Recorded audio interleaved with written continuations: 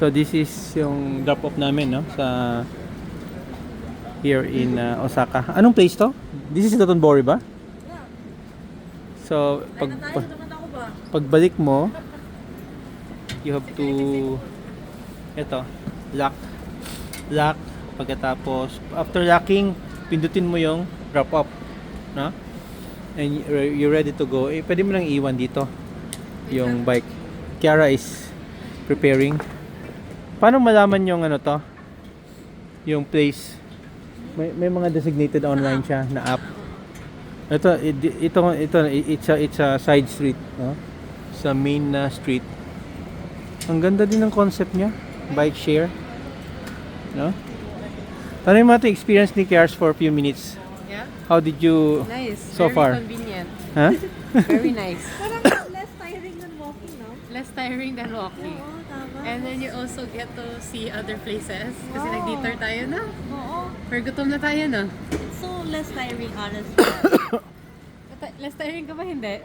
Anong assurance natin na hindi yung bike hindi na-lock na yan? Lalak na yun. How many units na dito? Yan, kasama yan? So kunin mo lang, kuha ka lang din dito. Pwede ka ng scooter din, no? Naghanap ka ng balikan din yan. May scooter din siya. So this is the new mobility, no? Kain muna tayo, guys. New mobility. Nagutom Na hungry sila sa Viking. It took us normally sa train na mga 30 minutes. It took us 1 hour and 45 minutes. But may mga detours kasi. And we experience it. Ha? The experience. The experience is iba, no? Different. This is Docomo bike share, no? You can find yung yung app nila sa Google Play Store. Then very Kiara is saving a selfie. Ang maganda because yung drop off niya dito sa side street, diyan na yung main na road, di ba?